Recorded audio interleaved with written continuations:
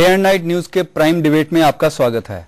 गरीब बच्चों के आरक्षण को लेकर निजी स्कूलों और हरियाणा सरकार के बीच टकराव की स्थिति पैदा हो गई है। यहां एक और सरकार चाहती है कि निजी स्कूल गरीब बच्चों को 25% आरक्षण दे, वहीं निजी स्कूल ऐसा करने को तैयार नहीं है।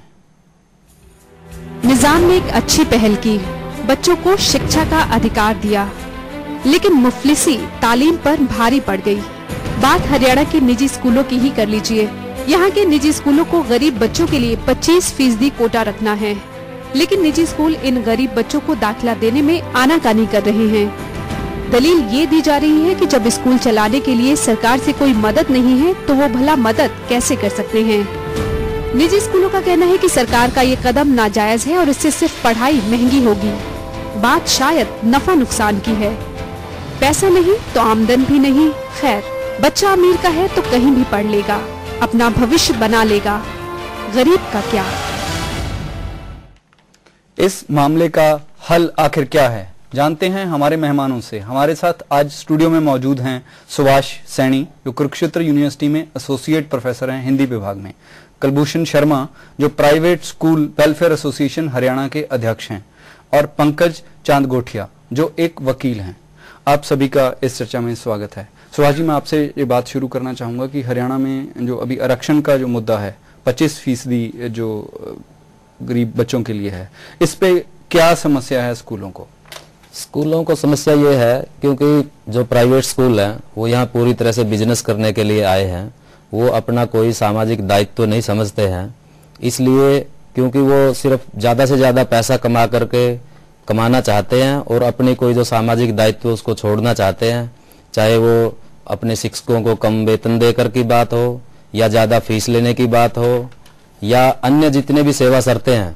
जबकि जब मान्यता ली गई थी, क्योंकि जो शिक्षा है वो एक सामाजिक उपयोगिता की वस्तु है, लेकिन इस वस्तु का जब से व्यापार होना शुरू हुआ है तो ये जिन के भी राइस सेलर फेल हो गए थे या जिन के भी अन्य बिजनेस बंद हो गए थे, तो इस शिक्षा के अंदर एक वो बिजनेस का स्कोप देख रहे हैं। और इसको पूरी तरह से शिक्षा को, क्योंकि हर आदमी की जरूरत है शिक्षा, और क्योंकि ये एक निजी व्यवसाय है। जब कोई निजी स्कूल चलाता है उसमें उसको मुनाफा तो कम से कम कमाना होगा, उसकी आमदन तो कम से कम उसकी यकीनी बनानी पड़ेगी। शिक्षा निजी व्यवसाय नहीं है, क्योंकि शिक्षा जो है एक सामाजिक वस्तु है। ज्ञान कोई अपने घर या अपने स्कूल में पैदा नहीं करता। वो जो ज्ञान जो पैदा होता है, जो आज तक का पीढ़ियों से सृजित हुआ है और जो दुनिया की अन्य जगहों पे ज्ञान बनता है, स्कूल सिर्फ उसको अगली पीढ़ियों तक पहुंचाते हैं। इसलिए ज्ञान पे स्कूलों का वो नहीं है, वो सिर्फ उसको विस्तारित करते हैं। तो ये कहना कि एक निजी व्यवसाय है, वो निजी व्यवसाय है इस रूप में क्योंकि उनका जो सोशल सेटअप है, जो स्ट्रक्चर वो बनाते हैं वो उनका अपना है, लेकिन जो ज्ञान है वो उनका अपना नहीं है। उसके अंदर हमारी आज तक की हिंदुस्तान की, पूरी दुनिया की जो बड़े बड़े चिंतक विचारक हुए हैं, उनकी शिक्षाविद हुए हैं, उन सबका उसके अंदर योगदान है। हमारे जो टेक्नोक्रेट हैं, जो सब लोग हैं, उनका योगदान है। तो ज्ञान के ऊपर किसी निजी का कब्जा है या और वो कहता है कि ये मेरा अपना बिजनेस है। आपका नुक्ता बिल्कुल क्लियर हो गया। कुलभूषण जी से पहले हम बात करते हैं। कुलभूषण जी, आप इस मुद्दे पे क्या सोचते हैं? प्राइवेट स्कूल जो अस्तित्व में आए, ये क्यों आए? एजुकेशन देने का काम है गवर्नमेंट का। गवर्नमेंट जो है आजादी के बाद पूरे बच्चों को जो है एजुकेशन नहीं दे पाई, नाकामयाब रही। तो एक आम नागरिक का भी ये फर्ज बनता है कि किसी चीज में अगर गवर्नमेंट अपनी ड्यूटीज फेल होती है करने में पूरा, तो दूसरे नागरिक का फर्ज है वो आगे बढ़े। देश में बेरोजगारी किसी से छुपी हुई नहीं है। पढ़े लिखे यूथ जिन्होंने बीएड वगैरह की, जब उनको कोई रोजगार नहीं मिला तो उन्होंने अपने स्कूल खोले और एक समाज में दायित्व निभाया। आज जो देश साक्षर हुआ है उसमें 50% से ऊपर योगदान जो है इन प्राइवेट स्कूल्स का है, और इन्होंने अपने सेल्फ फाइनेंसिंग से स्कूल चलाकर देश को एक तरक्की दी, दिशा दी। कुलभूषण जी, एक जो मुद्दा है उसमें खासतौर पे जब गरीबी और शिक्षा को हम जोड़ के देखते हैं, जो सरकारी स्कूल हैं अगर उनसे कोई बाहर रह गया तो वो गरीब तबका था। यही वो तबका है जो निजी स्कूलों से भी बाहर रह गया। तो सामाजिक दायित्व की बात यहाँ कहाँ आती है?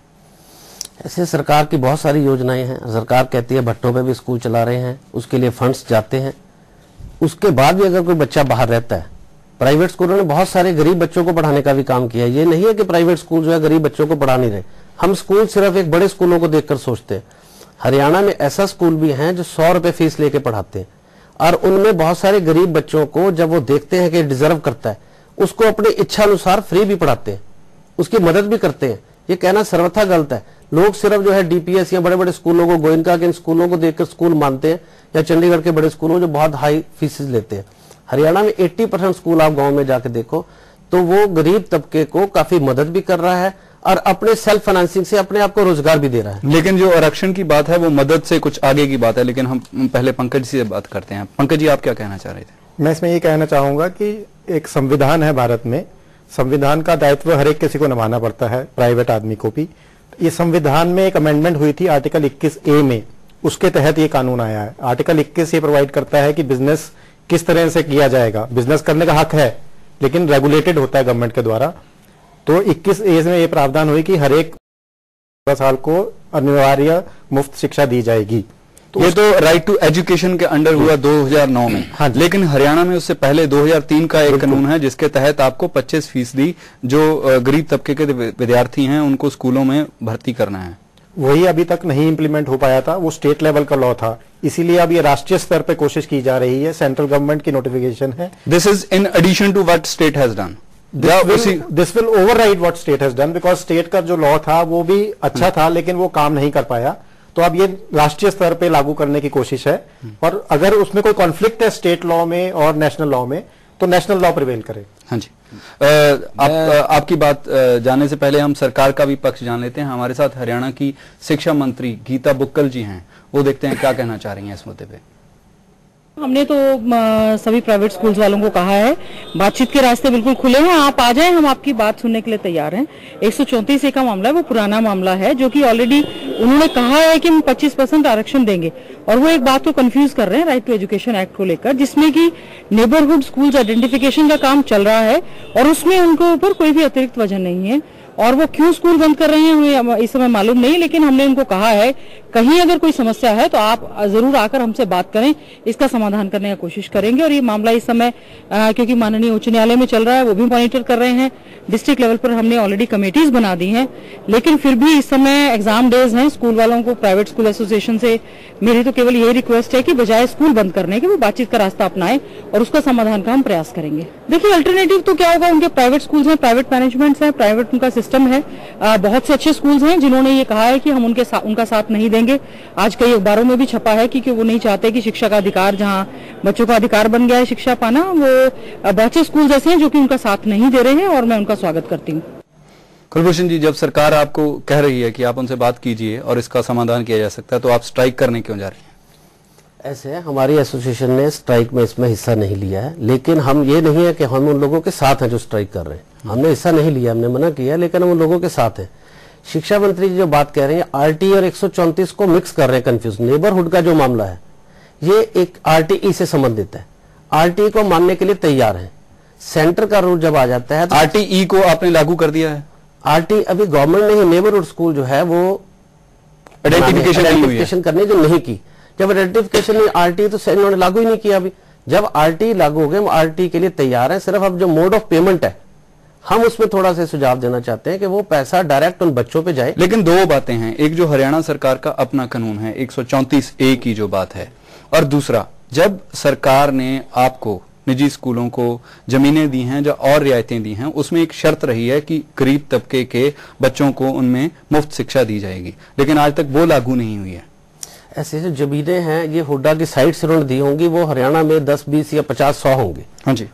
बाकी सारे स्कूल जो है उन्होंने अपनी लैंड पर विदाउट किसी ग्रांट या एड के उन्होंने बनाए। 450 स्कूल हैं करीब हरियाणा में जिनको हुड्डा ने, हरियाणा अर्बन डेवलपमेंट अथॉरिटी ने जमीन दी है।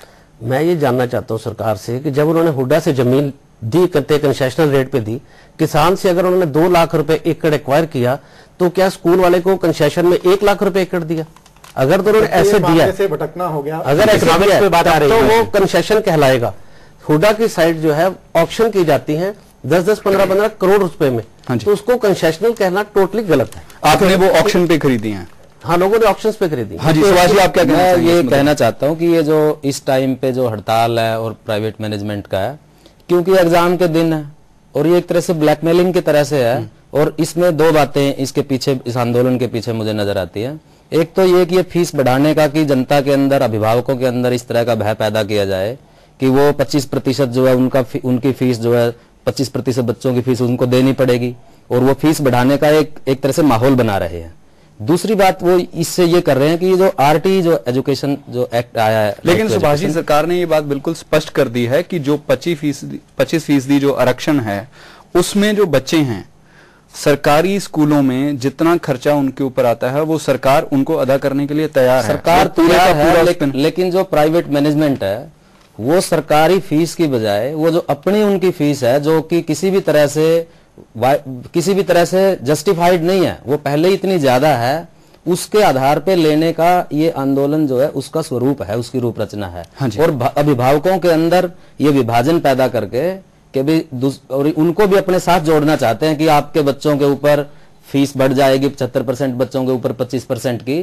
तो ये एक इस तरह का है जो हमारी सोसाइटी को डिवाइड करने की सुभाष जी आपकी बात बिल्कुल स्पष्ट हो गई है। हमारे साथ एक कॉलर जुड़े हुए हैं, हम उनसे पूछते हैं। हाँ जी, आप कहाँ से बोल रहे हैं और आपका नाम क्या है? भिवानी से बोल रहा हूँ, राम अवतार शर्मा। हाँ जी, president of private school association district Bhiwani का। हाँ जी सर एक बात बताइए, आरटी एक्ट आ गया जब हिंदुस्तान में, पूरे हिंदुस्तान में। हाँ जी। और जून 2011 में हरियाणा सरकार ने उसको पारित कर दिया। हाँ जी। तो वो 134A का शिक्षा नियमावली 2003 का औचित्य क्या रहा? हाँ जी, ये मैं जानना चाहता हूँ आप लोगों से। हाँ जी पंकज जी आप इसको रिस्पॉन्ड। 134A का मान्यता दोनों सेम ही चीज कह रहे हैं। 134A क्या था, उसमें भी 25% रिजर्वेशन प्रोवाइडेड थी पुअर स्टूडेंट्स के लिए। हाँ जी। अब वो आरटीई में नेशनल स्तर पे आ गया है, तो कोई कॉन्फ्लिक्ट नहीं है दोनों में। आप आरटीई इंप्लीमेंट करिए, 25% स्टूडेंट्स को एज पर आरटीई एडमिशन करिए। अब ये कहना चाह रहे हैं कि ये 25 + 25 50 नहीं है? नहीं बिल्कुल नहीं। हाँ जी, ये 25% आरटीई का इंप्लीमेंट करने से 134A की भी पालना पूरी तौर पे हो जाएगी, अपने आप वो हो जाती है। हाँ जी। असल में बात क्या है कि जो आरटीई से पहले भी जो 134A है 2003 की नियमावली में या उससे पहले जब भी प्राइवेट स्कूल को मान्यता मिलती थी तो ये वो प्रतिज्ञा करते थे, ये संकल्प करते थे कि हम 25% ये गरीब बच्चों को पढ़ाएंगे, लेकिन वो कभी वास्तव में कभी पढ़ाए नहीं गए।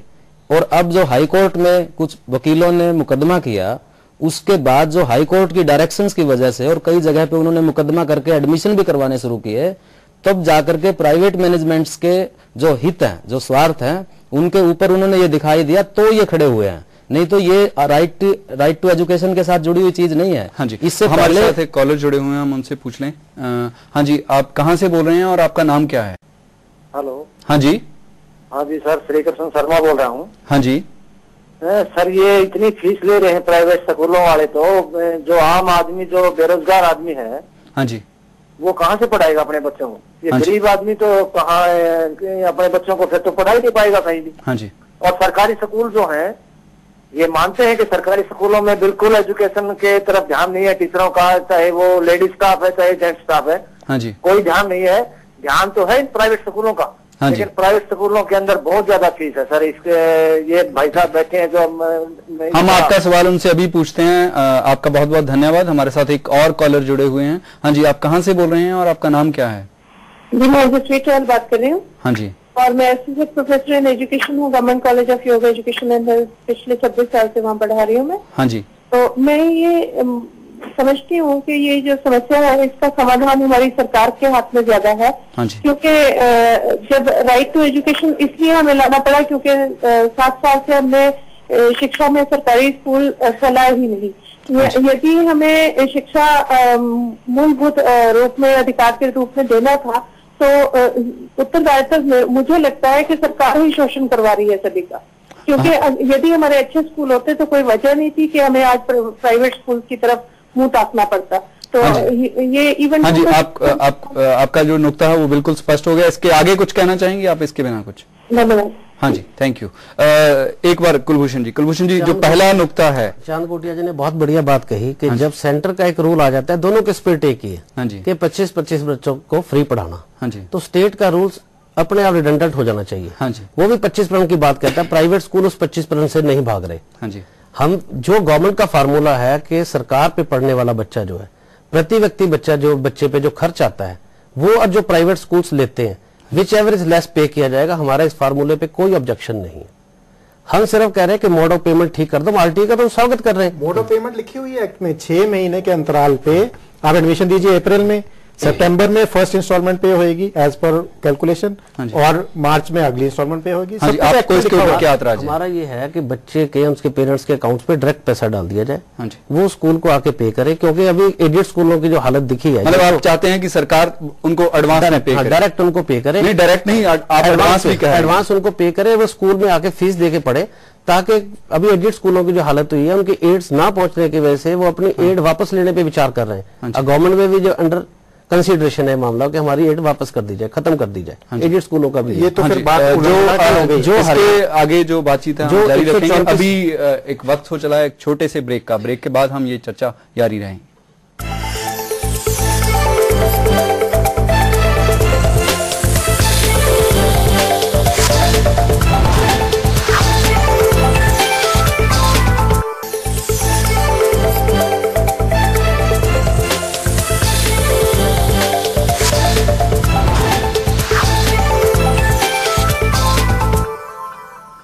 ब्रेक के बाद आपका फिर स्वागत है। हम मुक्त शिक्षा को लेकर हरियाणा के निजी स्कूलों और राज्य सरकार के बीच चल रही टकराव के बारे में चर्चा कर रहे हैं। हाँ जी, सुभाष जी, आप कुछ कह रहे थे। मैं ये कह रहा था कि ये बात बिल्कुल सही है कि जो सार्वजनिक ढांचा है शिक्षा का, जो गवर्नमेंट फंडेड एजुकेशन है, उसको मजबूत करने की जरूरत है, उसमें गुणवत्ता की जरूरत है, उसमें अध्यापकों के ठीक नेतृत्व की जरूरत है, रिक्रूटमेंट की जरूरत है, और सबसे ज्यादा जो उसमें जो ट्रेनिंग पक्ष है हमारा, और खास तौर पे जिस तरह से बीएड कॉलेज की जो मशरूमिंग हुई है और पूरी तरह से नॉन अटेंडिंग जो हमारे एक तरह से अनट्रेन्ड टीचर, डिग्रीधारी टीचर बन रहे हैं, उस सबको देखने की जरूरत है। ये जो टीचर है ये कल को आकर के हमारे बच्चों को पढ़ाएंगे।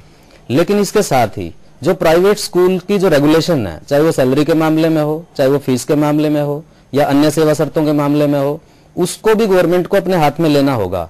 क्योंकि एजुकेशन सिर्फ एक ऐसा व्यापार नहीं है, वो हमारी भावी पीढ़ियों के साथ उसको काम कर रहे हैं। तो सरकार का ये दायित्व बनता है कि आज की दुनिया में खास तौर पे जब ये नॉलेज वर्ल्ड है और उसके अंदर जो नॉलेज देने वाले इंस्टीट्यूशन है, यदि उनके अंदर बच्चों को ठीक से शिक्षा नहीं दी जाती, जो सिलेबस के मैटर है, जो टीचिंग टेक्निक्स हैं, जो हमारे जो उसमें जो रिसोर्स मैन काम करते हैं, उसके अंदर जो टीचर काम करते हैं, उनकी क्या हालत है, ये सब रेगुलेशन की एक जरूरत है। एक ऐसा सोशल कंट्रोल बने इन प्राइवेट स्कूलों के ऊपर, ताकि ये सारी अनियमितताएं वो दूर हों। और ये सवाल तभी खत्म होंगे जब ये प्राइवेट स्कूलों और जनता के बीच में एक जुड़ाव बनेगा। और उसके साथ अब जो पहले भी प्राइवेट स्कूल थे, जिसमें कितने सनातन धर्म के स्कूल, आर्य समाज के स्कूल, कितने ही संस्थाओं के, वो सारी जो समाज सुधार के साथ जुड़ी हुई संस्थाओं के स्कूल थे। और उन्होंने पूरी तरह से एक एजुकेशन के अंदर, जब सरकार भी नहीं आई थी, अपना रोल निभाया। हर गांव के अंदर, हरियाणा के अंदर जितने स्कूल हैं, लोगों ने अपने श्रमदान करके, अपनी जमीनें दे करके बनाया।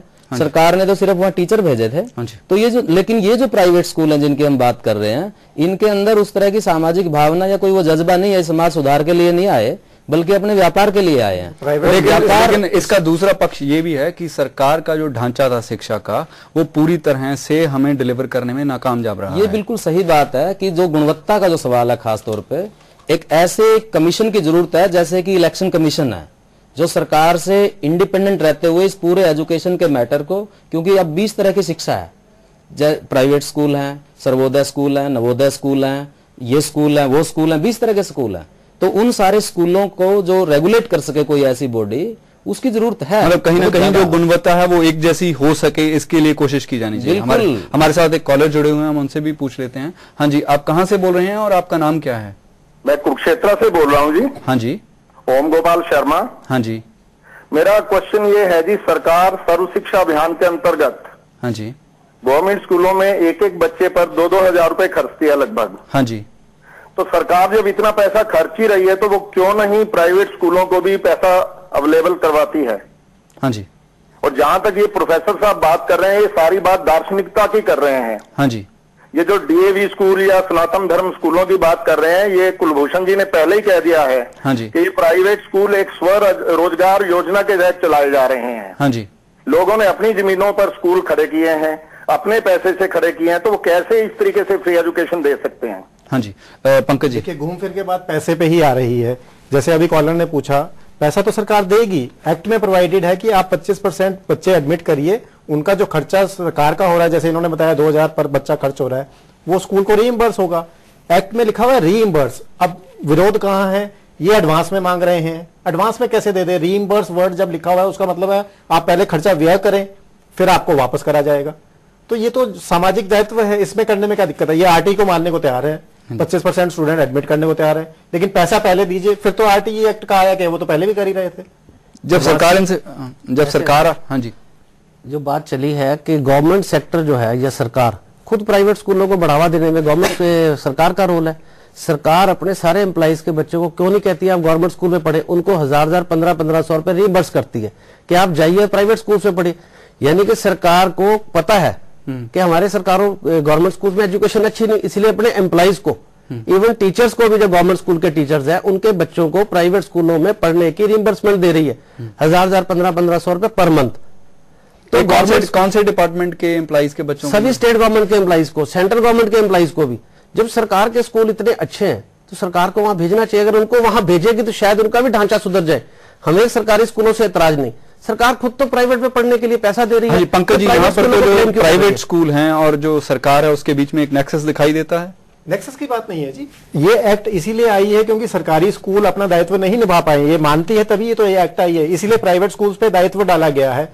लोग भी प्राइवेट स्कूल की तरफ जाना चाहते हैं, इसीलिए ये प्राइवेट स्कूल पे दायित्व डाला गया कि 25% आप भी गरीब तबके के बच्चे पढ़वाइए और एजुकेशन अच्छी हो, पूरी हो।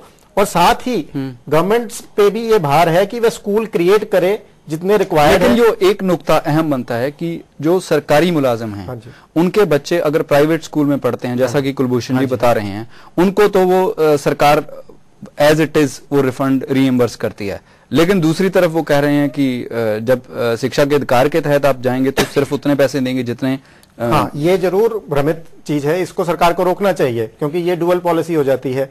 आप एनकरेज प्राइवेट स्कूल को उनकी प्राइवेट फीस देने में कर रहे हैं तो फिर तो विरोध हो जाएगा इस एक्ट का। ये सरकार को वापस लेना चाहिए कि प्राइवेट स्कूल में पढ़ाने के लिए उनको प्राइवेट बंदे को रीइंबर्स करे। हाँ जी, हमारे साथ एक कॉलर जुड़े हुए हैं, हम उनसे भी पूछ लेते हैं। हाँ जी, आप कहाँ से बोल रहे हैं और आपका क्या नाम है? पूर्व बोल रहा हूँ अंबाला से। हाँ जी सर, मैं एक सवाल पूछना चाहता हूँ यहाँ सबसे। हाँ जी, कौन सा ऐसा गवर्नमेंट एम्प्लॉई है जो अपने बच्चों को गवर्नमेंट स्कूल में पढ़ाता है, चाहे वो एक टीचर है, चाहे वो बिजली बोर्ड का अधिकारी है, चाहे टेलीफोन बोर्ड का अधिकारी है, कोई भी ऐसा आदमी गवर्नमेंट स्कूल में नहीं पढ़ाता। और जो भी आरटीई में नेबरहुड स्कूल मैंने स्टडी किए हैं वो सभी गवर्नमेंट स्कूल ही नेबरहुड स्कूल फाइनल किए हैं गवर्नमेंट ने। हाँ जी, तो प्राइवेट स्कूलों को पढ़ाना सारी कंट्रीज में 25% जैसे आप कह रहे हैं, सभी कंट्रीज में स्टूडेंट पेंशन है, आपको पता होगा शायद बड़ी कंट्री में। तो क्यों नहीं गवर्नमेंट सीधा बच्चा जब पैदा होता है उसकी डेट ऑफ बर्थ दे, उनके अकाउंट खोले, उन अकाउंट में सीधा पैसा डाले, वो चाहे इंटरनेशनल स्कूल में पढ़े चाहे प्राइवेट में पढ़े, उनके आत्मसम्मान को ठेस तो नहीं ना पहुंचेगी भी मैं फ्री पढ़ना चाहता हूँ। हाँ जी, आपका बहुत बहुत धन्यवाद। सुभाष जी, जो विकसित देश हैं, खासतौर पे जैसे इंग्लैंड जैसे देश हैं, वहां पर लोग प्रेफर करते हैं कि उनके बच्चे सरकारी स्कूलों में जाएं। सिर्फ विकसित देशों की बात नहीं, आप चंडीगढ़ की बात ले लीजिए कि जो भी हमारे जहाँ पे भी सरकार इस बात पे ध्यान देती है कि हमारे अपने स्कूल यहाँ पर क्वालिटी पे ध्यान दिया जाता है और इसीलिए ये चंडीगढ़ एक मॉडल है। जो यहाँ के गवर्नमेंट स्कूल्स हैं वो प्राइवेट स्कूल के साथ उतनी ज्यादा कम्पीट करते हैं। तो ये इस बात को पहचानने की जरूरत है। मैं इस बात से बिल्कुल सहमत हूँ कि प्राइवेट को रिम्बर्स करके फीस करके सिर्फ इससे काम नहीं चलेगा, क्योंकि बड़े बड़े हॉस्पिटल हैं, अपोलो, एस्कॉर्ट्स, जो 1 रुपया लीज देते हैं पूरे उसकी, और उसमें लिखा है कि 25% गरीब मरीजों का इलाज करेंगे, लेकिन वास्तव में क्या होता है?